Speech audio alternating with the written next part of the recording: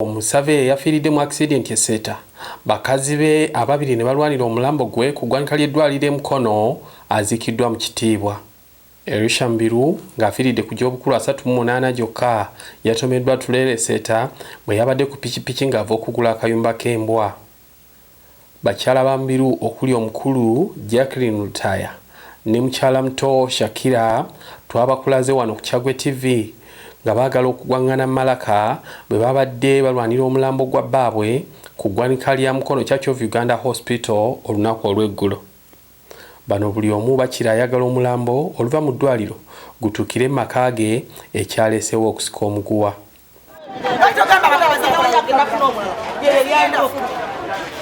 Mwagala kuba mulambo mufulumya kochi njagala kusula bancha bano ga maka makulu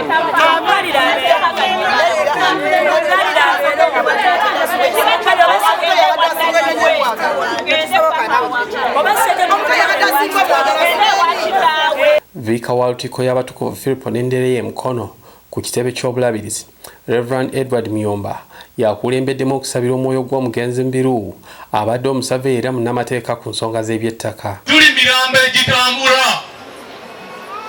bw'oli awo bw'onyumye bw'oti oli mulambo naye ekyenjawulo okutambula oli nvunyu naye ekyenjawulo ezitannatandika kutambula kyemba mbekayira nga tuyita mu mibiri gino gireme tumalamu banange tuzimba abasajja baagagadde mu nsi muno nabo oyinza okulowooza katonda mulala banaffe mulaze amaanyi mwebale naye mugenda kufa muli mirambo abagagga mukabiza abanaku amaziga naye muli mirambo ettaka ly'abanaku mulibba misana ennyumba z'abannammwe muziyingirira misana nene bwe munaabibba mugenda kufa eno ensi tetulina kye tugenda kugenda nakyo mikwano gyange mukama atubeere tukakkane bukakkanyi. Okuziika Mubiru kusombodde nnamungi w'omuntu okuva ebule n'ebweya nga kubadde ku kyalo Jjoggo mu division y'Egoma mu munisipaali ey'e Mukono mu maka ga kitaawe Edward Musoke gona alabiddwa ng'atudde mu ntebe naye ng'ali mu nnyike y'amaanyi olwawalumba okumunyagako Mubiru abadde empagi y'essedduge nga yamuyamba mu buli kimu. Nga kusimbya amaaso sebo nkusaasidde nnyo era tukusabira. Ngenda kwogera ensonga emu gye saayogedde jjo. Maama wange Maama Jackie Mubiru oyo maama wange kubanga abanzaala baŋŋonge era bwe namanya yetufuna omukwano ogugenze ewala. Nyabo ne mukyala Mubiru gwentegeredde mu mbaga eno mukyala Shakira kitalo nnyo ekyogenda kwa mwami Mubiru.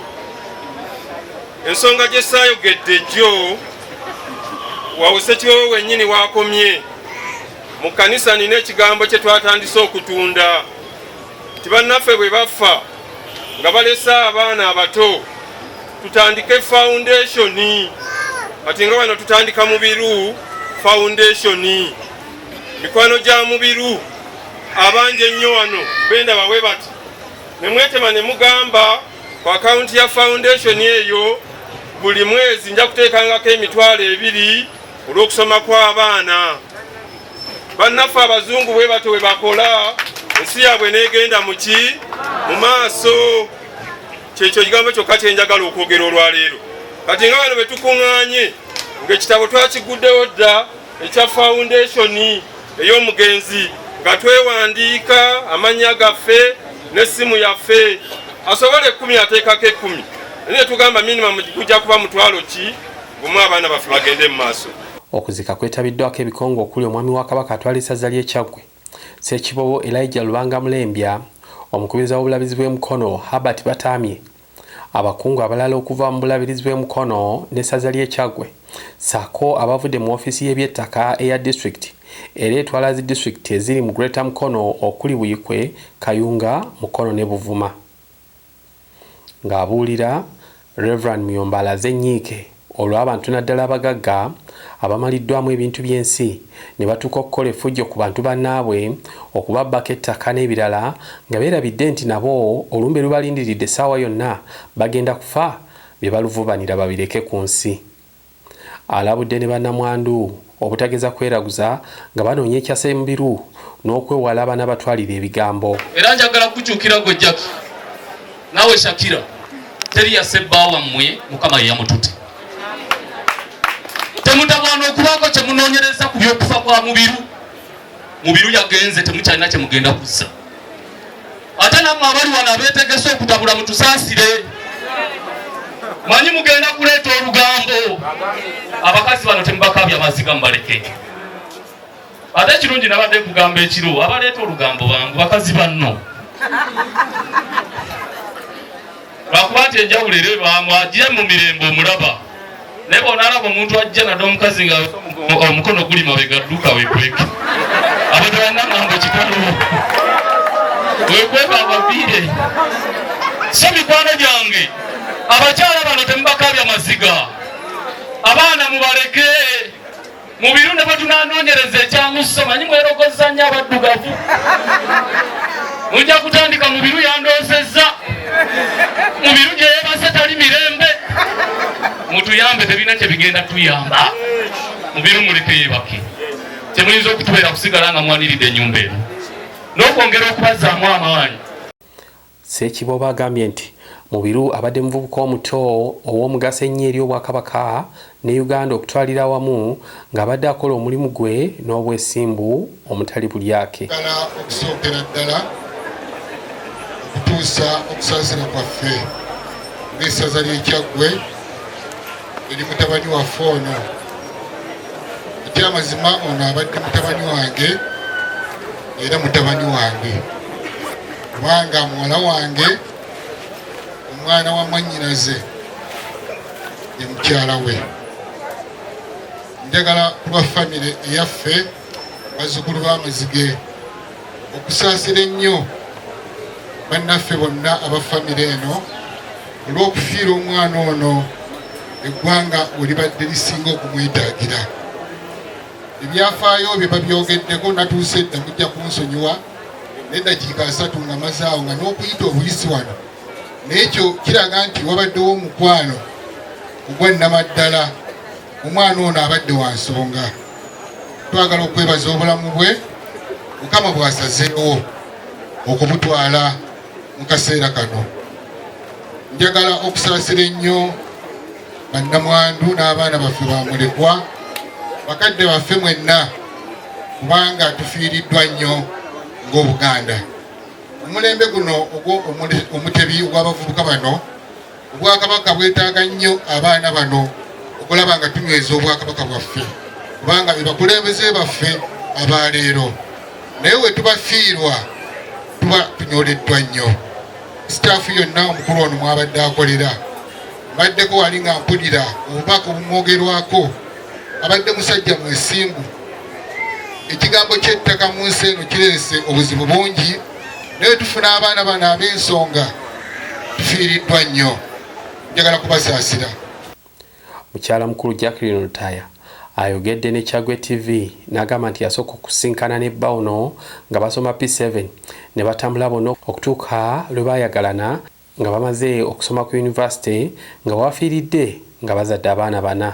Lutaya Jacqueline Mukyala Mubiru nebaza Katonda olw'obulamu bw'omwana si kyangu kino kye tuyiseemu naye nebaza okwebaza abadde taata mulungi atukuumye bulungi naye Mukama takkiriza. Twatandika naye P7 tusoma ffenna olwansanga ku yunivasite ekiramu okwesikana ku yunivasite naye era nga tekiriiwo ekyokubeera nti tusobola okubeera tugenda kubeera ffenna naye nebaza Katonda ate yamala n'addamu n'atusinkana omwami wange n'anjagala netwefumbiriganwa era netuzaala n'abaana. n'okusingira ddala neebaza abatuuze b'ensambwe abawulidde enduulu ya muto waffe ono muganda waffe omuntu ow'ekisa abadde omukakkamu ng'avudde mu bulamu bw'ensi ne mujja ne mutubeesabeesa ku lunaku olwo lwe yava mu bulamu bw'ensi. Kano akagambo katono nnyo bannamwandu mbakootira akantu kano. Bannaye mukwano gwaffe atuvudde mu bulamu bw'omu maaso mbasaba mwebeereremu abantu babiri mwetereze mu layini musobole okutwala omukulu ogwo gwalese mu bulamu bw'ensi. Mwebale nnyo mwebale. Godfrey Agenonga ku lw'olukiiko lw'ebyettaka olwa disitulikiti y'e Mukono asaasidde ab'ennyumba ya Mubiru olw'okufiirwako omuntu omulungi ate abadde omwesigwa. Tufiiddwa nnyo muganda waffe mukwano gwaffe Mubiru Erisha RSU abadde Omusaveya atuukiridde. Sijja kulimba bbanga lye manyidde Mubiru simuwulirangako mu nkaayana yonna yonna ekikwatagana n'ettaka ate emirimu gye gyonna gyonna agikola nga muyonjo so agimaliriza bulungi naye ffe ng'abantu bwebaza Omukama kubanga tukimanyi takola nsobi. JB Wamala Salongo era nga nze director wa Jjoggo Property Consultants company ekola mu byettaka wano e Mukono. Twagala okusookera ddala okusaasira famire ya muganda waffe Mubiru Erisha. Ekyamazima abakyala famire ya Taata Musoke azaala Mubiru olw'okuviirwako Mubiru era ne famire yaffe nga abakola ku nsonga z'ettaka. Mubiru abadde musajja mwesimbu, Mubiru abadde musajja mukakkamu, Mubiru abadde musajja awuliriza. Ekyamazima teriyo client ayinza kuleetera nsonga ng'agamba abadde anoonya Mubiru olw'okugaana oba olw'okulwa okukola emirimu gye oba olw'okumulyaza amaanya. Olw'ensonga eyo twagala kusaasira busaasizi famire n'okusaasira bannamwandu n'abaana era netusaba Omukama omwoyo gwa Mubiru agulamuze kisa. Nga bwe mutulaba wano tuli bannamateeka banne ba Mubiru. Twasinkana ne Mubiru mu kaseera akazibu nnyo we waabeereranga ebigezo bya pre-entry ebituyingiza ku ssettendekero lya LDC. Waliwo akaseera akazibu ak'amaanyi okusomerera ebibuuzo ebyo okuyingira LDC we batendekera ba advocates wa bannamateeka era twali naye ne tumalako bulungi n'ebitabo ebyo eby'okuyingira LDC ne tuyingira mu LDC ne tusoma naye bulungi nnyo era ne tumaliriza wamu bulungi nnyo. Tusaalirwa nnyo nti munnaffe atuvuddeko era Mukama Katonda muwe ekiwumula ekirungi era tuwadde obulamu bw'omugenzi. Omugenzi yazaalibwa ng'ennaku z'omwezi 2 omwezi ogwokubiri 1994. Omugenzi yafudde ng'ennaku z'omwezi 2 omwezi ogwokubiri 2020. Bw'oba oyanga olaba nti ennaku ze yazaalibwako era ze yagendeddeko Mukama bwe yamuyitidde. Abadde n'emyaka 38. Yasoma bw'ati. Yasomera ku Alunda Nassali wali waggulu. Bwe yavaawo n'agenda ku Seeta Church of Uganda wali eseeta. Bwe yamalaawo n'agenda e Makerere Highway College abagimanyi e Kampala mu kibuga. N'avaawo n'agenda mu ssomero ly'Abaseventh Day Katikamu SDA Church e Luweero. Bwe yavaawo n'agenda e Kyambogo University n'asoma first degree. Twasomanga naye mu university. Bambi naye nga nkondako bw'ati naye ate nga ze taata wange.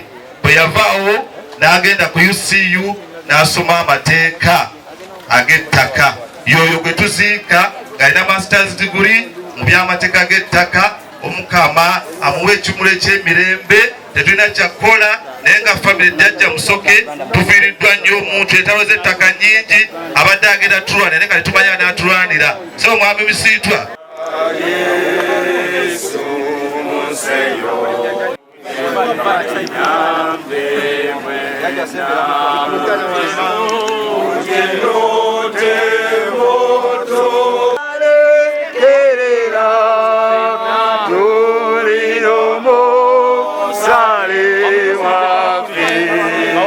Nisige ye we ole la